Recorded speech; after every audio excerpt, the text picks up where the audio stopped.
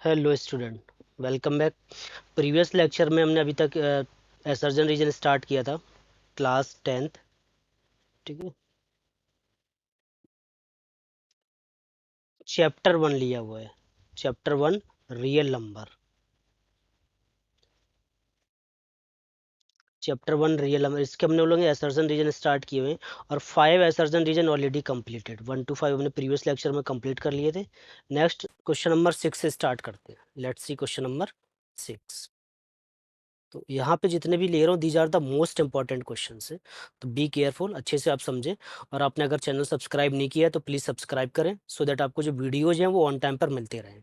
Okay, next question number 6 में क्या है, if the least prime factor of A is 3, मतलब आपके पास कोई एक नंबर ए है, उसका लीस्ट प्राइम फैक्टर 3 है, and the least prime factor of B is 7। दूसरा नंबर कौन सा बी है, उसका लीस्ट प्राइम फैक्टर कितना है, 7 है। ठीक है, तो एंड ए का लीस्ट प्राइम फैक्टर कितना है, 3 है, is 3, and the least prime factor of B is 7। Then the least prime factor of A plus B is 2। मतलब two numbers A and B हैं, ए का लीस्ट प्राइम फैक्टर 3 है, B का 7 है।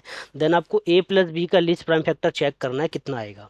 तो पहले आप इसको सॉल्व करके वेरीफाई कर लेते हैं, इसके बाद फिर हम रीजन के बारे में बात करते हैं। तो पहले इसी को सॉल्व करते हैं, फिर चेक करेंगे कि इधर रीजन इज करेक्ट और नॉट। ठीक है, तो पहले इसको सॉल्व करते हैं, लेट्स सी। आप एक तो एग्जाम्पल के पॉइंट में दो मेथड से डिस्कस करूंगा, एक तो नॉर्मल आपको डायरेक्ट ही, और दूसरा फिर कॉन्सेप्चुअल जो मेथड होता है उसके पॉइंट ऑफ व्यू से भी सॉल्व कर लेंगे। तो देयर आर टू मेथड्स, एक तो नॉर्मल मेथड और सेकंड कौन सा, कॉन्सेप्चुअल मेथड, जिस मतलब कॉन्सेप्ट के पॉइंट ऑफ व्यू से, वहाँ से भी देख लेते हैं। ठीक है, तो कोई भी प्राइम नंबर का अगर लीस्ट, कोई भी नंबर है उसका लीस्ट प्राइम फैक्टर कितना है, 3 है। प्राइम फैक्टर 3 है और वो भी कितना है, लीस्ट। तो इसका मतलब क्या है कि 3 से छोटा कोई भी प्राइम फैक्टर नहीं होगा। अब 3 से स्मॉलर अगर प्राइम फैक्टर नहीं आएगा तो 2 नहीं आएगा। नेक्स्ट प्राइम फैक्टर कितना होगा, 3, 5, 7, इस टाइप से होता रहेगा। तो ऑलवेज ए का क्या, लीस्ट प्राइम फैक्टर 2 है। ठीक है, लीस्ट प्राइम फैक्टर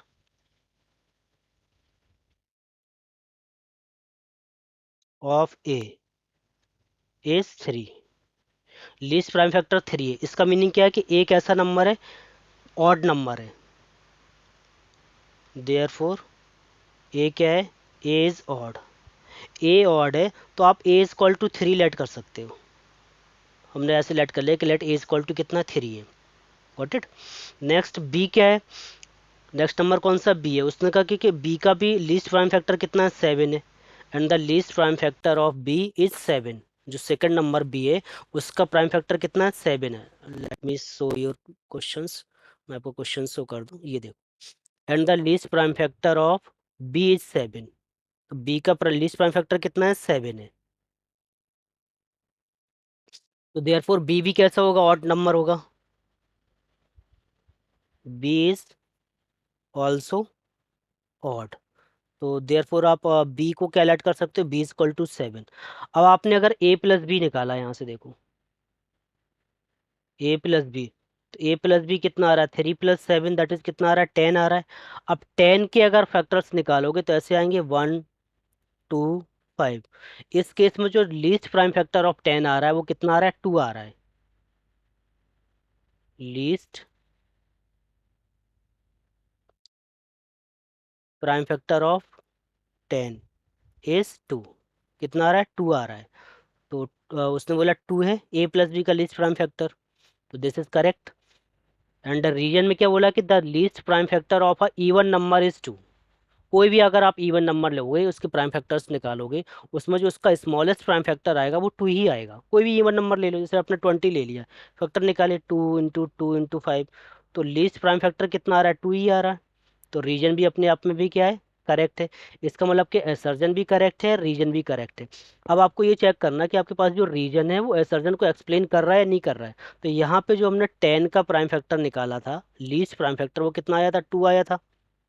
और 10 कैसा नंबर है, इवन नंबर है। तो इवन नंबर का जो स्मॉलेस्ट प्राइम फैक्टर आएगा, लीस्ट प्राइम फैक्टर, वो ऑलवेज कितना आ रहा है, टू ही आ रहा है, तो ये इसको एक्सप्लेन भी करता है, एक्सप्लेन भी करता है, मतलब दोनों करेक्ट है, रीजन भी करेक्ट है, एसर्जन भी करेक्ट है, और आपका जो रीजन है वो एसर्जन को एक्सप्लेन भी कर रहा है। तो कौन सा हो जाएगा? Option A is the correct, this is the correct answer, ये करेक्ट हो गया। Got it? अच्छा, अब इसी क्वेश्चंस को आप अगर आप वैसे थ्योरेटिकली या प्रोसीजर के पॉइंट ऑफ व्यू, अभी हम तो एग्जाम्पल ले लिया था कि ए हमने 3 ले लिया, B 7 ले लिया, कोई कंपलसरी थोड़ी ना कि A 3 हो B 7 हो, कुछ और भी हो सकते हैं, तो उसको देखते हैं। तो इसको मैं थोड़ा सा एक्सप्लेन भी कर दे रहा हूँ, लेट्स सी, सो दैट आपका जो कॉन्सेप्चुअल चीज़ें हैं, कन्फ्यूजन है, वो थोड़ी सी मतलब दूर हो जाए, तो आपको ये मतलब कन्फ्यूजन ना रहे इसमें कि कोई डायरेक्ट आंसर कैसे आ गया। तो हमने ए, आपका लीस्ट प्राइम फैक्टर अगर ए का 3 है और बी का लीस्ट प्राइम फैक्टर 7 है, तो 3 एंड 7 दोनों ऑड नंबर होंगे, ये कंफर्म हो गया। भाई लीस्ट प्राइम फैक्टर अगर 3 है तो 2 नहीं होगा, और 7 का भी, बी का भी लीस्ट प्राइम फैक्टर 7 है तो उसमें भी 2 नहीं आएगा, तो दोनों ऑड हो गए। ऑड हो गए तो ए को आप इस टाइप से लेट कर सकते हो, 2n+1, एन नेचुरल नंबर है, और बी को आप कैसे लेट कर सकते हो? यहाँ पे एन लिया, यहाँ पे कुछ और ले लो, यहाँ पे 2k+1, 2k+1 या फिर 2k-1 ऐसे भी ले सकते हो, और इसको भी आप 2n-1 दोनों केस से ले सकते हो, या एक को प्लस में दूसरे को माइनस में। अब आपने a+b निकाला तो कितना हो रहा है? 2n+1 प्लस 2k+1, तो फाइनली कितना आया? 2n+2k+2, तो पूरे में कितना कॉमन हो गया? 2 कॉमन हो गया, n+k+1। अब 2 कॉमन हो गया तो a+b आपका कैसा नंबर हो गया? इवन नंबर हो गया। अब इवन नंबर है तो इवन नंबर का जो लीस्ट प्राइम फैक्टर आएगा वो ऑलवेज क्या आएगा? 2 ही आएगा। तो यहाँ से भी देख लो, यहाँ से भी आंसर कितना आएगा? 2 आएगा। ठीक है, तो ये ऐसे भी कर सकते हो। नेक्स्ट ये कौन सा था? 6 था, क्वेश्चन नंबर 7। अब मतलब यहाँ पे थोड़े से मैं लेवल इंक्रीज करता रहा हूँ, step by step level increase हो रहा है, और आपके मतलब जितने भी क्वेश्चंस लिए मैंने, कोई भी ऐसा क्वेश्चंस नहीं लिया जो डायरेक्ट स्ट्रेट फॉरवर्ड हो। एनसीईआरटी में तो बहुत सारे क्वेश्चंस मिल जाएंगे, एक दो क्वेश्चंस मैंने इस टाइप के ले लिए। मतलब इन जनरल मेरा मतलब व्यू यही है, मैं यही चाहता हूँ कि आपके कॉन्सेप्ट अच्छे से स्ट्रॉन्ग हो जाए। ठीक है, क्वेश्चंस तो जरूरी नहीं कि जो मैं कराता, मतलब कोई भी टीचर कराता है सेम टू सेम वही मैच हो जाएंगे। अगर आपके कॉन्सेप्ट स्ट्रॉन्ग हो जाएंगे तो आप बोर्ड एग्जाम में कोई भी क्वेश्चन अटेम्प्ट कर सकते हो, फिर कोई प्रॉब्लम नहीं होगी, बस कॉन्सेप्ट आपके अच्छे होने चाहिए। क्वेश्चन नंबर 7 में क्या है? If A is equal to, ये गिवन है 1/2 into 5 is express as a terminating decimal, मतलब इसको टर्मिनेटिंग डेसिमल फॉर्म में एक्सप्रेस करना है। Then has a non 2 non zero digit, then आपका जो ए है, then A has 2 non zero digit, तो इसमें जो नॉन जीरो डिजिट आएंगे वो कितने आएंगे? 2 आएंगे। रीजन, रीजन में आप कोई भी ले सकते हो कि कोई भी आपका रैशनल नंबर है, यहाँ पर रीजन अगर रैशनल नहीं है तो इस टाइप से राइट कर दें, कुछ भी दे सकते हैं। √2 इज अ रैशनल नंबर, ऐसे बोल दिए, √2 इज अ रैशनल नंबर। ठीक है, अब इसको पहले जो आपको ए गिवन है 1/2 इंटू 5 पहले इसको हम डेसिमल फॉर्म में एक्सप्रेस करते हैं, उसके बाद फिर पता करते हैं कि हो क्या रहा है। तो पहले इसको हमें डेसिमल फॉर्म में एक्सप्रेस करना है, डेसिमल फॉर्म में कन्वर्ट करना है। तो डेसिमल फॉर्म में कन्वर्ट करने के लिए ऑलवेज डायरेक्ट मेथड ये है, अगर अपॉन में 2 एंड 5 है तो 2 एंड 5 में जो एक्सपोनेंट है उसको हम सेम बनाते हैं। 2 में एक्सपोनेंट कितना है? 2 है, 5 में 6 है, तो दोनों को पहले सेम बनाएंगे। कितना गिवन है? 2 to power 2 into 5 to power 6, तो अपॉन, अब 2 टू पावर 2 गिवन है, बनाना कितना है? 2 टू पावर 6 बनाना है, तो 2 टू पावर 4 से मल्टीप्लाई किया, इधर किया तो यहाँ भी कर दिया, इंटू 5 टू पावर कितना है? 6, ये हो गया 5 टू पावर 6। तो फाइनली कितना आया? 2 टू पावर 4 अपॉन में कितना आया? 2 to power 6 into 5 to power 6। अब दोनों में पावर सेम है तो आपने एक फॉर्मूला किया हुआ है, जैसे a to power m into b to power m power n exponent में, तो कैसे राइट करते हैं? a into B whole power m, इस टाइप से हो जाता है। तो ये भी ऐसे हो जाएगा, 2 टू पावर 4 अपॉन में कितना आएगा? 2 इंटू 5 और होल पावर कितना? 6। अब 2 टू पावर 4 कितना हो जाएगा? 2 1 जा 2, 2 2 जा 4, 2 3 जा 6, और 2 4, इस टाइप से मल्टीप्लाई करके देख लो कितना हो रहा है। 2 2 जा 4, 2 जा 8, 2 जा 16 आ रहा है, कितना आ रहा है? 16। एंड अपॉन में कितना आ रहा है? 10 टू पावर 6।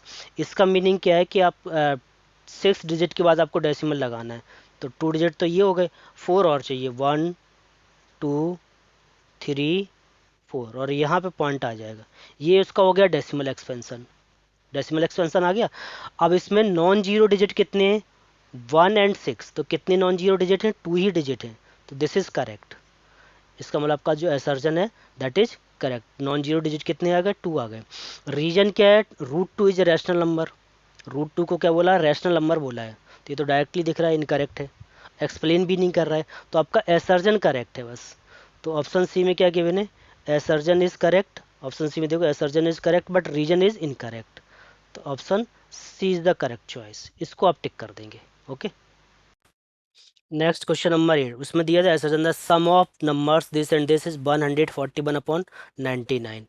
फिर रीजन में क्या गिवन है, an irrational number is a non terminating and non recurrent decimal and can not be put in the form of p/q where p and q are integers. मतलब reason में ये definition given है, an irrational number is non terminating and non recurring decimal and can not be put in the form of p/q where p and q are both coprime integers and q not equal to 0। तो reason तो correct है, irrational number की definition है, उसमें तो कोई problem नहीं है, बस आपको असर्जन के बारे में चेक करना है कि दिस इज करेक्ट और नॉट करेक्ट। तो ये आपका डेसिमल एक्सपेंशन में गिवन है, इसको फ्रैक्शनल फॉर्म में कन्वर्ट करना है। फर्स्ट नंबर कितना है, 0.6868 एंड सो ऑन। तो इसको आप क्या लेट करते हैं, एक्स, मेथड ही होता है, क्या लेट करते हैं, एक्स। अब जितने डिजिट रिपीट हो रहे हैं उतने से मल्टीप्लाई कर लेते हैं। कितने डिजिट रिपीट हो रहे हैं, 6868, 2 डिजिट रिपीट हो रहे हैं, तो इसमें हमने किससे मल्टीप्लाई कर दिया, 100 से मल्टीप्लाई कर दिया, तो यहाँ पे कितना आ जाएगा 100x। इधर मल्टीप्लाई करोगे कितना हो जाएगा, 68 इंटू 68 एंड सो ऑन। अब दोनों को माइनस कर लेते हैं, दोनों को क्या करेंगे, सब्ट्रैक्ट कर देंगे इस टाइप से ऐसे, तो कितना आ रहा है, -99x इज इक्वल टू -66 आ रहा है, तो x कितना आ जाएगा, 66/99, इस टाइप से आएगा। 66 नहीं, सॉरी 68 आएगा यहाँ पे ना, 68 के बाद डिजिट रिपीट हो रहा है, कितना आएगा 68, तो अदर पे भी कितना आएगा 68, 68/99 आ रहा है। अब 68/99 आपस में डिवाइड हो रहे हैं, नहीं हो रहे, तो फर्स्ट तो ये कंप्लीट हो गया। सेकेंड नंबर आपके पास कितना है, 0.73 एंड सो ऑन। तो जो आपने फर्स्ट किया था उसी मेथड से देख लो, फर्स्ट में जो आपके पॉइंट डिजिट थे 6868, तो डिजिट वही आ गए थे, तो यहाँ पे डिजिट क्या है 7373, तो आपका 73 आ जाएगा डिजिट। और अपॉन में कितने डिजिट रिपीट हो रहे हैं, 2 हो रहे हैं ना, एक 7 हो रहा है, 3 हो रहा है, तो अपॉन में कितना आएगा 99 आएगा, इस टाइप से। ये सेकंड नंबर आ गया। दोनों का क्या करना है, ऐड करना है, तो ऐड कर लो, 68/99 प्लस 73/99, ऐड किया तो 11 और 13 14, 141/99 ये आ रहा है, 141/99, तो यहीं पे यहाँ पे भी ये दिया हुआ है, तो असर्जन करेक्ट है, रीजन भी क्या है, करेक्ट है। बट रीजन असर्जन को एक्सप्लेन कर रहा है, नहीं कर रहा है ना, पर रीजन में तो इरेशनल नंबर के बारे में बात की है, और असर्जन में क्या है, रेशनल नंबर, तो ये एक्सप्लेन तो नहीं कर रहा बट करेक्ट है, तो बोथ करेक्ट है, असर्जन भी करेक्ट है, रीजन भी करेक्ट है, but reason is not correct explanation for the assertion. Okay, next question. चलिए नेक्स्ट क्वेश्चन नंबर 9 लेते 9 में असर्जन में क्या गिवन है, एलसीएम ऑफ 2 एंड √2 इज 2√2, मतलब 2 एंड √2 का आप एलसीएम निकालेंगे तो आंसर कितना आएगा, 2√2 आएगा। रीजन में क्या गिवन है, LCM of 2 prime number is the product of given number. Question पूरा विजिबल हो जाए, लेट्स सी। ये LCM of 2 prime number is the product of given number, यहाँ पे ये रीजन में गिवन है। तो पहला तो आप एलसीएम के बारे में देख लो, आपको किसका एलसीएम निकालना है, 2 एंड √2 का। इन जनरल एलसीएम होता क्या है, मैं उसको थोड़ा एक्सप्लेन कर दे रहा हूँ, यहाँ पे बच्चों को बहुत कन्फ्यूजन होती है। सिंपल एग्जांपल लिया, जैसे आपने एलसीएम निकाला, एलसीएम ऑफ 4 एंड 6 कितना आ रहा है, 12 आ रहा है। अब 12 अगर 4 एंड 6 का एलसीएम है, तो 12 4 एंड 6 दोनों से डिविजिबल है। 12 4 से डिवाइड हो रहा है, कितना आ रहा है, 3 आ रहा है। 12 6 से भी डिवाइड हो रहा है, कितना आ रहा है, 3 आ रहा है। डिविजिबल है, ये बात हमें कैसे पता, क्योंकि आंसर में ऑलवेज कितना आ रहा है, इंटीजर आएगा। ठीक है, 12/6 करोगे तो 2, तो ये भी इंटीजर आएगा। अगर आंसर इंटीजर आता तो हमें पता चल जाता है कि क्या है, डिविजिबल है, अदरवाइज डिविजिबल नहीं है। तो अब नेक्स्ट, अब जैसे हमने 7/2 लिया, 7/2 कितना हो रहा है, 3.5 आ रहा है। तो आप क्या बोलोगे कि 7 इज नॉट डिविजिबल बाई 2, क्यों, क्योंकि आंसर क्या नहीं आ रहा है, इंटीजर नहीं आ रहा है। ठीक है, तो एलसीएम यही कॉन्सेप्ट हमें एलसीएम में यूज करना है कि अगर कोई भी टू नंबर का आप एलसीएम निकालोगे, जैसे 4 और 6 का एलसीएम निकाला, 12 आया, तो 12 4 और 6 से डिवाइड होना चाहिए। डिवाइड हो रहा है ये कैसे पता चलेगा, आंसर क्या आना चाहिए, इंटीजर आना चाहिए। तो लेट्स सी, अब इसी मेथड से हम चेक कर लेते हैं। नंबर क्या है आपके पास, 2 and √2, तो 2 and √2 का एलसीएम उसने क्या बोला, 2 √2। तो चलो अगर आप एलसीएम है तो ये 2 and √2 दोनों से डिवाइड होगा, तो आपने 2 से डिवाइड किया, ये कैंसिल आउट होगा, कितना आ रहा है, √2 आ रहा है। अब √2 क्या है, is not integer, not integer, ये इंटीजर नहीं है। दैट मीन्स 2 √2 2 से डिवाइड नहीं हुआ तो एलसीएम भी नहीं होगा। This is wrong. भाई एक नंबर रैशनल है, दूसरा क्या है, इरेशनल है, तो रैशनल और इरेशनल का LCM can not be determined, find नहीं कर सकते रैशनल और इरेशनल का। ठीक है, इरेशनल का में भी हो सकता है, वो कैसे हो सकता है, जैसे 2 √2 है, दूसरा नंबर ले लिया मैंने 3 √2, तो एलसीएम कितना आ जाएगा, 6 √2। अब 6 √2 को अगर आप 2 √2 से डिवाइड करोगे तो आंसर कितना आएगा, 3 आएगा, चलेगा, इंटीजर आ रहा है। और 6 √2 को अगर आप 3 √2 से डिवाइड करोगे तो आंसर कितना आएगा, 2 आएगा, ये भी इंटीजर है, तो दिस इज कॉल्ड करेक्ट। तो ये इरेशनल और इरेशनल, तो इरेशनल एंड इरेशनल का तो एलसीएम फाइंड हो सकता है, बट रेशनल और इरेशनल का नहीं मिलेगा, कैन नॉट बी डिटरमाइंड। ठीक, तो ये तो रॉन्ग हो गया। रीजन में क्या गिवन है कि LCM of two prime number is the product of the given number, ये ऑलरेडी हम डिस्कस कर ही चुके हैं। कोई भी आप टू प्राइम नंबर ले लो, जैसे 3 5 है, इनका एलसीएम निकालोगे तो एलसीएम कितना आएगा, 3 × 5, मल्टीप्लाई करने पे ही एलसीएम आएगा। तो रीजन भी करेक्ट है, बट रीजन क्या कर रहा है, असर्जन को एक्सप्लेन नहीं कर रहा है। भाई असर्जन रॉन्ग ही है तो एक्सप्लेन क्या करेगा। ठीक है, तो assertion is incorrect but reason is correct. कौन सा हो जाएगा, option D is the correct, ये हमारा आंसर आ जाएगा। तो दिस इज, ये क्वेश्चन नंबर कौन सा था, 9। नेक्स्ट क्वेश्चन लेते हैं, 10th। ये देखिए, 10th में क्या है कि find the largest positive integer, आपको लार्जेस्ट पॉजिटिव इंटीजर निकालना है, दैट विल डिवाइड, मतलब ऐसा इंटीजर जो इन नंबर्स को डिवाइड करे, 398 को डिवाइड करें, 436 को डिवाइड करें, और 542 को डिवाइड करें, leaving the remainder 7 11 15 respectively. Respectively का मीनिंग क्या है कि अगर 398 को डिवाइड करोगे तो रिमाइंडर कितना आना चाहिए, 7 आना चाहिए। 436 को डिवाइड करोगे तो रिमाइंडर कितना आना चाहिए, 11 आना चाहिए। और 542 को डिवाइड करोगे तो रिमाइंडर कितना आएगा, 15 आएगा। ये क्वेश्चन है। अब रीजन में क्या है कि any number ending with zero must have factor of 2 and 5, कोई भी नंबर के अगर लास्ट में जीरो आ रहा है, जैसे 20 है, 100 है, 400 है, लास्ट में क्या आ रहा है, जीरो से एंड हो रहा है, 720 है, यहाँ पे भी जीरो पे एंड हो रहा है, तो इसके प्राइम फैक्टर क्या होना चाहिए, 2 and 5, must have 2 and 5, 2 and 5 compulsory इसमें होना ही चाहिए, अदरवाइज कभी एंड पे जीरो नहीं आएगा। तो ये तो करेक्ट है, रीजन क्या है, इज करेक्ट, इनके किसी की प्राइम फैक्टर निकाल लो, 2 and 5 सभी में आएंगे। अब आपको एसर्जन के बारे में चेक करना है, तो एसर्जन को सॉल्व कर लेते हैं, लेट्स सी। अब नंबर्स आपके पास कितने गिवन है, ठीक है, तो फर्स्ट नंबर कितना, 398, 398, सेकेंड नंबर कितना, 436, और थर्ड कितना है, 542। तो आपको लार्जेस्ट इंटीजर निकालना जो इन तीनों नंबर को डिवाइड करे। डिवाइड करने पे कंडीशन क्या है, रिमाइंडर कितना आना चाहिए, 7 11 15, मतलब अगर 398 को डिवाइड करोगे रिमाइंडर कितना आएगा, 7 आएगा। तो 398 से अगर हम 7 माइनस कर दें तो वो नंबर कंप्लीटली डिवाइड हो जाएगा। ऐसे 436 को डिवाइड करोगे तो रिमाइंडर 11 आना चाहिए, तो इसमें हम 11 माइनस कर दें तो जो भी आएगा वो कंप्लीटली डिवाइड होगा। 542 से कितना आना चाहिए, रिमाइंडर 15, तो यहाँ पे माइनस कितना किया, 15। अब जो भी आंसर आएगा वो कंप्लीटली क्या हो जाएगा, डिवाइड हो जाएगा। सिंपल, आप ऐसे देखो, मैंने बोला कोई भी एक नंबर है जिसको आप 2 से डिवाइड कर रहे हैं, रिमाइंडर कितना आ रहा है, ये 7 है, 7 को 2 से डिवाइड करोगे रिमाइंडर कितना आएगा, 1 आएगा ना। तो रिमाइंडर अगर आप माइनस कर दोगे तो कितना हो जाएगा, 6, 6 कंप्लीटली डिवाइड हो जाएगा 7 से। तो यही हमने यहाँ पे भी किया हुआ है, जो भी उसने बोला था ना, लीव द रिमाइंडर, उनको हमने माइनस कर दिया, तो माइनस करने पे जो नंबर आएंगे वो उस इंटीजर से कंप्लीटली डिवाइड होंगे। तो 398 माइनस 7 कितना हो जाएगा, 391, 436 माइनस 11 कितना हो जाएगा 4, और यहाँ पे 2 5, 425 6 3, और 542 माइनस 15 कर लो तो ये कितना आ जाएगा 527, ये आ रहा है, ये नंबर्स आ गए।